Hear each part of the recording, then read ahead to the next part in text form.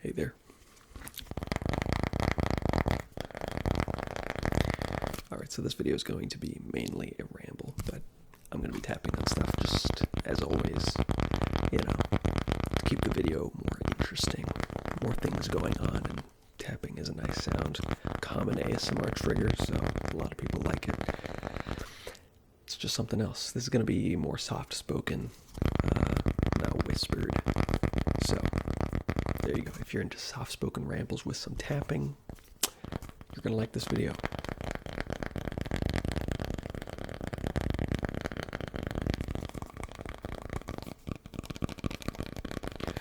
I would appreciate that if you do enjoy this video, you drop a like and subscribe. I do lots of videos like this, specifically if you're into rambling and stuff. I have a lot of rambling videos. I have a rambling playlist. That's all of my rambles. A lot of them are quite long and are pretty similar to this one. So, yeah, if you're into that, check that out. Or if you're just into ASMR in general, I do a few different things.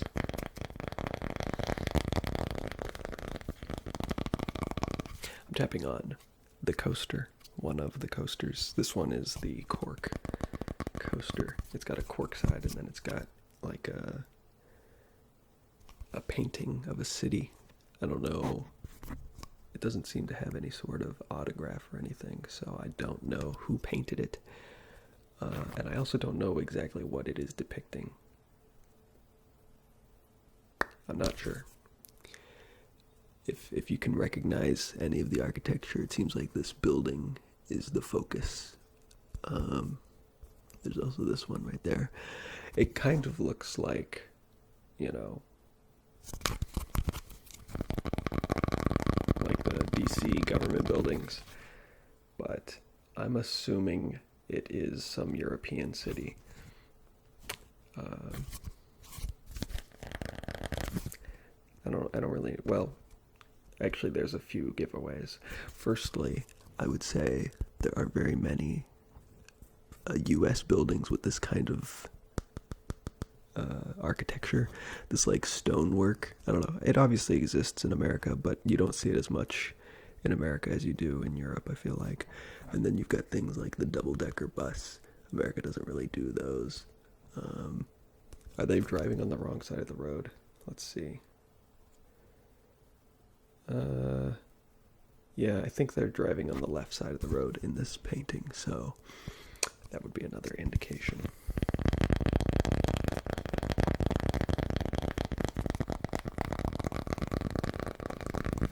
But yeah, I don't know where this is. It doesn't have any kind of indication, and I'm not well versed in geography, so if you know what this is depicting, let me know. But yeah, it's got a cork side, and then it's got the painting side, which is kind of like I don't really know what this material is. It's not wood, I don't think.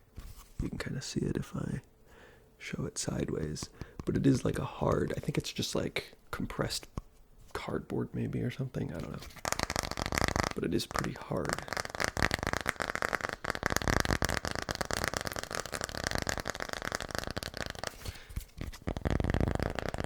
I prefer the cork side myself, but I think they both make good tapping sounds.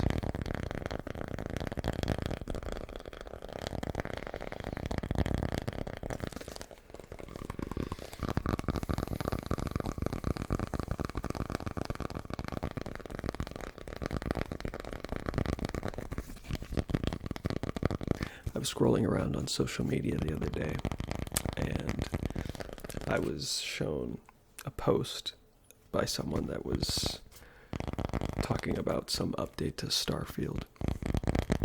When Starfield first came out, I played it a lot.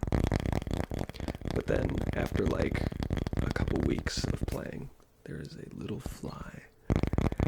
It's always around this time of year that we get little flies, and they're so annoying.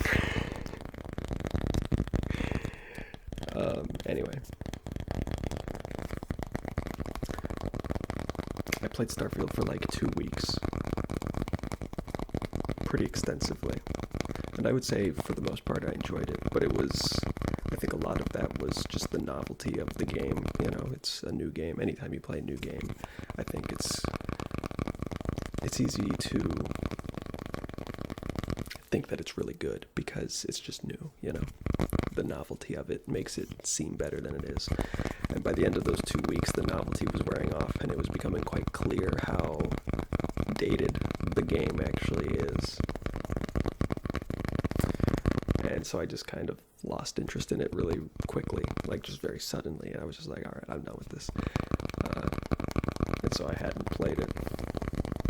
I don't know, when did it come out? It came out in like October, I think, right? So like 3 months into 2023, and now we're 6 months into 2024, which is wild, by the way. But I feel like the first half of the year always goes by really quickly, and then the second half always goes by really slowly. I don't know if anyone else feels that way, but I feel that way about years. I don't really know why. I think there's just more stuff going on in the second half of the year than there is the first half of the year. So it's a bit more chaotic and stuff, you know. Anyway. So it had been probably like, I don't know, 8-9 months since I'd last played Starfield, but I saw this post someone had made talking about updates, and I was a bit curious just to see what they had changed, so I re-downloaded it, and I started playing it again recently. And it's still rough around the edges, that's for sure. Although they have added mod support for it now.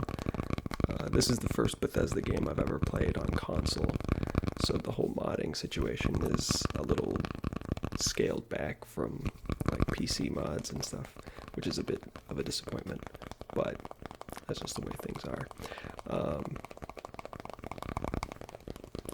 But even still, you know, there's like a vision for what the game might one day be, but it's going to take like, I don't know, I feel like Starfield could be a really good game in like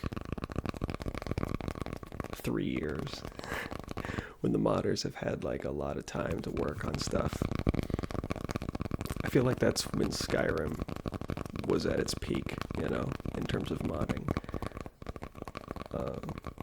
It was like 2 to 3 years after it came out, so that would have been, it came out in 2011, so that would have been like 2014-ish. I feel like that was the peak of Skyrim modding, and obviously there's been great mods that have come out since then, but I'm just saying, it was at that point that you like had such a wide selection that you could really, you know, turn it into something else. So I think you give that same amount of time to Starfield, and it might actually be good.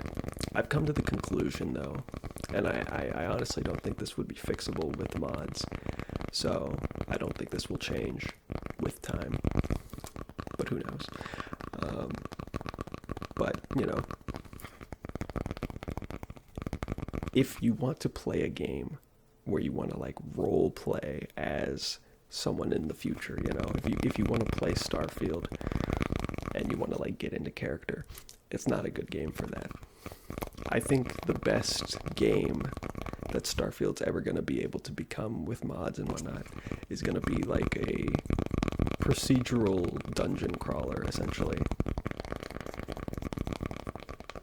If at some point they add mods, if it's even possible, to where they can really enhance the like random locations that spawn around you when you land on a planet and make them way more fun to explore and make like the combat more interesting, I could see the game legitimately being like a fun game to you just fly around from planet to planet, land on places, and just go through these dungeons, you know?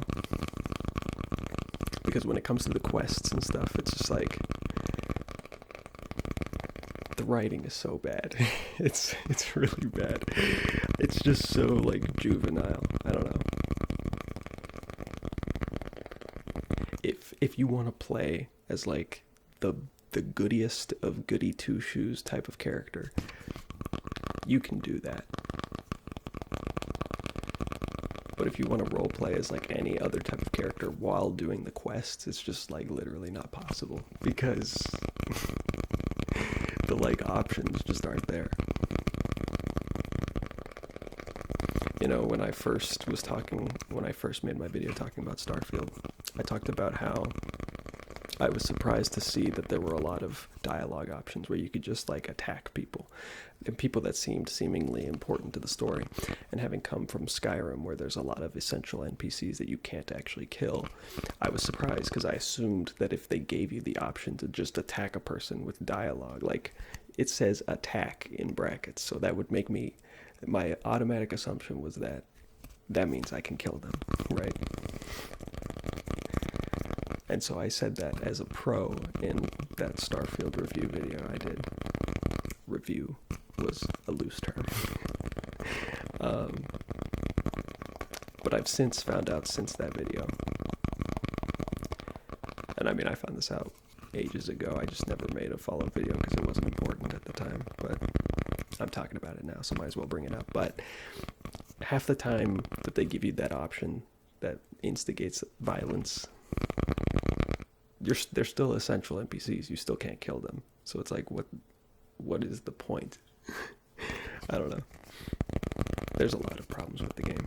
But yeah, like I was saying, if you want to play the game as a role-playing game, I think it's a very bad game for that. But if you just want to play it as like kind of a looter shooter type of game where you go into a location, kill a bunch of enemies and get loot, and you just try to level up your guy, I think potentially with the right mods down the line, it could actually be a good game for that.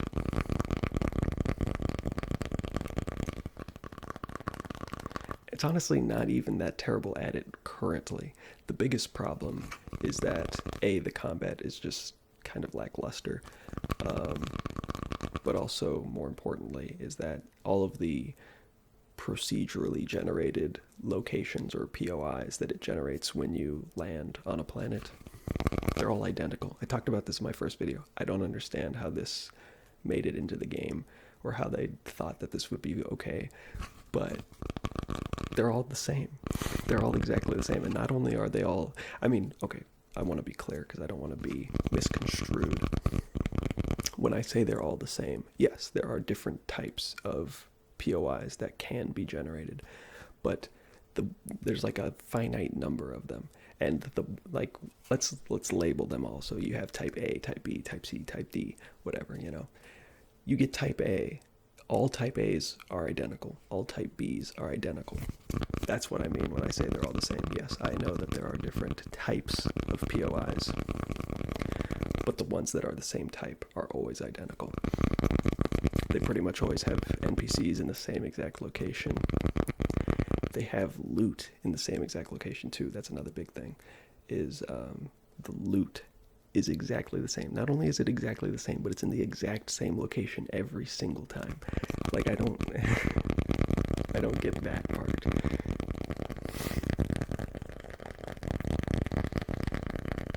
Like, I get it, okay.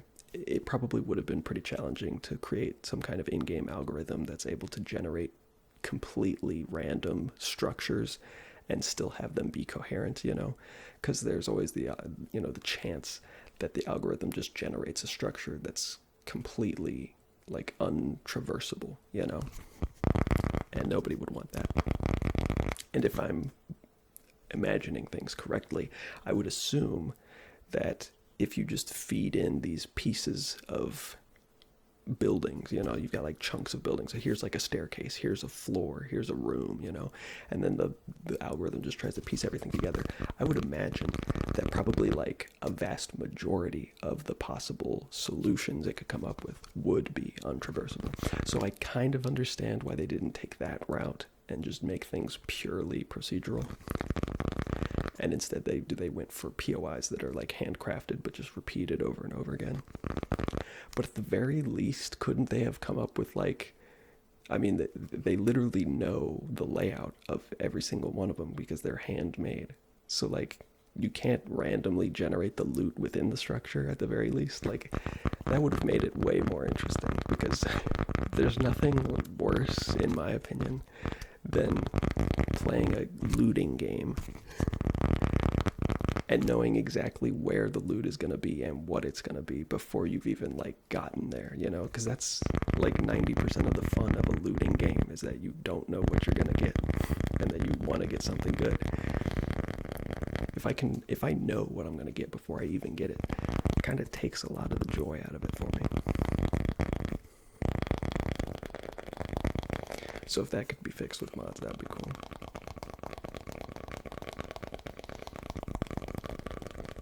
But yes, I must admit that the game was better upon this second playthrough that I just recently did than the first one. They added an update where you can like manually configure like the damage you do and the damage enemies do, and like the environmental damage and the damage your ship does and the damage your ship can take and everything. It's fairly in-depth, especially for it being like baked into the game. It's almost like the type of control you would expect from a mod, but it's built into the game, which is nice. And the two big ones that I changed were, I made it so that I do a lot more damage, but enemies also do a lot more damage, because I wanted it to be more unforgiving. Because in the base game, I was basically never scared of dying, ever. Enemies just did like 0 damage, and they were stupid, so like the combat AI is really bad. So I figured, it's not a proper fix, because, the problem with the combat in the game isn't that the damage is wrong necessarily. Granted, there are a lot of bullet sponges in the game, which is not really that satisfying in my opinion, but that's not the problem. The problem is that the AI is just unimaginative, it's not really that fun to fight a person that just stands there and takes it, So, applying a hardcore damage modifier to the game doesn't really fix anything, but it did make it a little bit better. And there were times where I was genuinely like worried about dying, because like there was actually some threat. But a lot of times what ends up happening is just that you'll get like one shot by someone you didn't see or something, or someone like super far away. But even that's pretty rare. But regardless, it did make it a little bit better. But then the other one that I changed, which I don't understand why this isn't in the base game, or just like the default way that the game is, or the way the game launched. But the environmental damage in the game, by default, you have like armor and stuff, like your spacesuit and whatnot, and they all have like environmental resistance stats. So it's got like, thermal resistance, corrosive resistance, radiation resistance, and things like that. But as far as I know, I'm pretty sure they had 0 effect in the game as it was.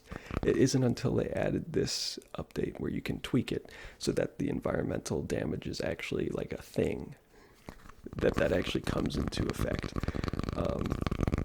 Because that was something I mentioned in my first video, was like, it doesn't matter.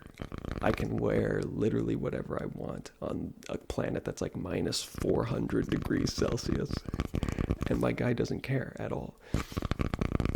It was just really weird, but now that they allow you to actually apply that so that there is a threat of the environment, it does make the planets feel a bit more unique, and it is honestly kind of interesting to like, almost, it's like you have a timer, because you can't just be out there indefinitely now. And it can raise the stakes of a situation. It just makes the game more mentally stimulating, in my opinion.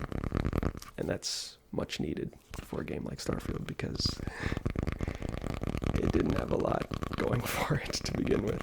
But like I said, I don't know why that wouldn't have been the way the game was. My only guess is that they were worried that it could potentially like soft lock players that weren't really paying attention to it, because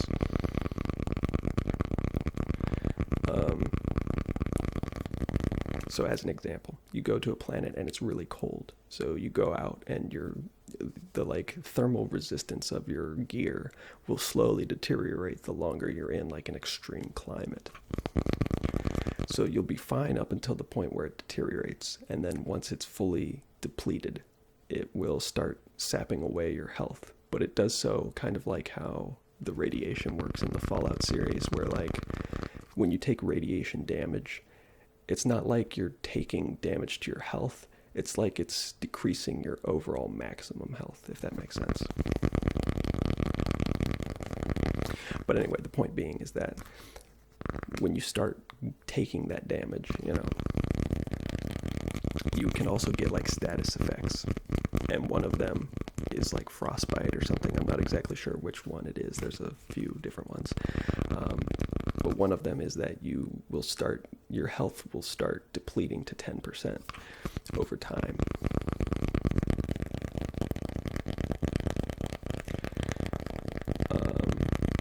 And that doesn't sound that bad, especially because it happens very slowly. But one of the weird things about the game is that you can't fast travel while you're taking damage. And when you have that status effect, you're technically taking damage the entire time because your health is very slowly depleting down to 10%. It isn't until you get down to 10% that you're technically not taking damage anymore. But if you're a player that's not really paying attention to things, you could potentially get into a situation where you're out in the environment really far away from your spaceship where you need to get to like regenerate your like thermal resistance or whatever. But you can't fast travel back to it just to get there instantly because you're taking damage. But you also can't walk back because you don't have enough time to get there before you'll die from hypothermia. So I'm guessing maybe that's why they did it, because they didn't want players to get stuck. Because like, if you were to save in that type of situation and then, you would die, you would just be stuck there over and over again. You'd have to reload like a way earlier save, which you might not have if you don't save very often.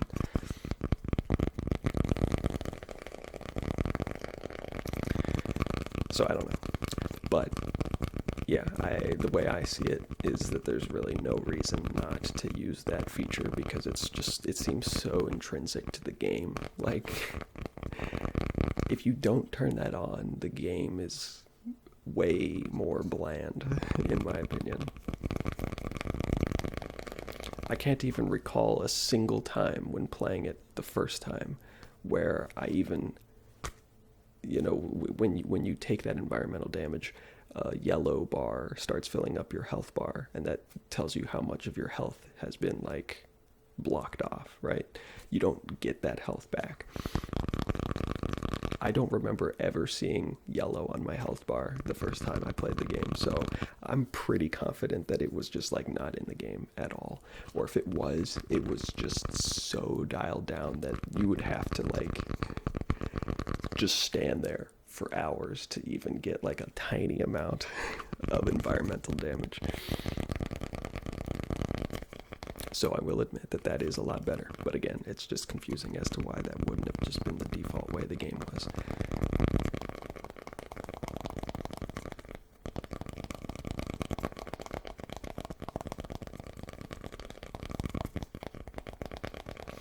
But yeah, even though it is technically better, it still needs a lot of work. Despite me cranking up my damage and cranking up the enemy's damage, there were still enemies in the game that are bullet sponges, and that's just, I don't know. It's weird, because playing a game like Skyrim, I don't really mind when there's a character that has a lot of health and you have to like slash them a bunch of times. I think it's just something about guns versus swords. When I play a game where your character uses a sword, I'm pretty okay, unless it's like a lightsaber or something, but I'm pretty okay having a character that has to, get slashed a lot of times to die, because it's like, yeah, it's a sword. Even if it's not realistic, because swords are probably way deadlier than they're depicted as being in like video games and stuff. Mentally, in my mind, I'm just more okay with that. But when I play a game with guns and a person takes like 100 bullets to kill, it's just like, I can't. Mentally, there's a huge disconnect there, and it just never feels good. And I get it, game balance and all of that. Having every enemy be like one shot to kill would be a little overkill, and I don't even want that. But having even greater control over the damage and everything, or at the very least, making it so that like you could affect like the modifiers of damage depending on where you get hit. So like, a heavily armored person would take, maybe like 5 to 10 shots to the chest, but still would only take like 1 or 2 to the head, because the enemies that are bullet sponges in Starfield are bullet sponges no matter where you shoot them. You could shoot them 50 times in the head or 75 times in the chest. It's like either way, you're still shooting them a lot, and it just doesn't feel good. I especially love in Starfield, they have weapons that can like incapacitate enemies, so it doesn't deal them actual damage, it just like knocks them unconscious. But they're still alive, like you still have to kill them. But as soon as you start shooting at them when they're unconscious, they regain consciousness and stand back up. It takes them a second, but the funny thing is that when you like incapacitate one of these like boss characters that has a lot of health, you're just like standing right over them, and it's like, he is unconscious, he's completely at my mercy. I should be able to just stomp this guy into oblivion, but then you like shoot him point blank with a shotgun like in his mouth, and he just stands up. You have to shoot him like 50 times with a shotgun point blank. I don't know, it's just, I'll never like that. So until there's a way to change that, I think intrinsically the gunplay will feel kind of stunted to me. And to be fair, the number of those enemies is pretty limited. There's typically only like one of those per POI, because it's like the top bandit type of guy, most of the regular enemies are, acceptable in terms of like health and damage. But yeah, I would like to see a mod that like really allows you to tweak the things, and I don't even know if that's possible on console. I don't really know what's possible on console, because like I said, this is my first Bethesda title that I've played on console, coming from PC where you can change pretty much anything you want. I just don't really know what you can do on console, like what I should expect. But like I said, I'm not really expecting anything super soon. I think if anything, it's going to be a game that I come back to in like 3 years, I think. But who knows, by then maybe another game will come out. I mean,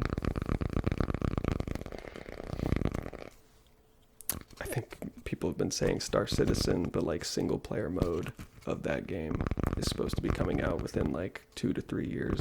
I mean, who knows with that game, right? That game's kind of a joke in and of its own way. But, if that did come out and it ended up being really good just on its own, then there may not be much of a reason to play Starfield. But who knows? I mean, just because one game's good doesn't mean every other game is shit, You can enjoy multiple things. But yeah, I think that's what it's going to be for me. I'm going to wait like 3 years. I'm going to uninstall it. I'm going to forget about it. Then I'm going to come back in 3 years, see that there's like 1 billion mods for it. And I'm just going to fix it myself. And by myself, I mean, obviously, I'll be standing on the shoulders of all the modders that did all of the work, actually. But that's the great thing about mods, is, especially with like Skyrim, because that's the main other Bethesda game that I've modded in the past. There's so many modders that each have their own like vision of what they want the game to be, that chances are you'll be able to find like a combination of mods that makes the game exactly what you want it to be, And it's really cool to just have that control. I will say, there was a point towards the end of me playing Skyrim where I feel like I was spending more time like downloading and working on my mod order than I was actually playing the game. But that's just how things go, You get tired of things, you get bored. And eventually the idea of playing the game becomes more fun than actually playing it. I think that's pretty natural.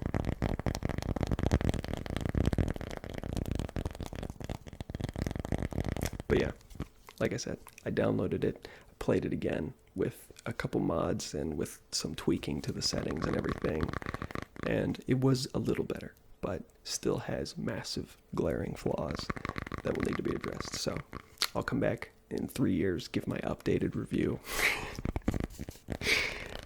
and we'll see how it is. Who knows? Maybe Starfield had such a bad launch that no one's actually going to make any mods for it. That'd be pretty ironic. Well, anyway, hopefully you've enjoyed this video. I don't know how long this has been. I think it's like 30 minutes or so. I can ramble forever. Hopefully you've enjoyed. Like I said, if you did enjoy, I would heavily appreciate a like and a subscribe. But anyway, thanks for watching, and I'll catch you later.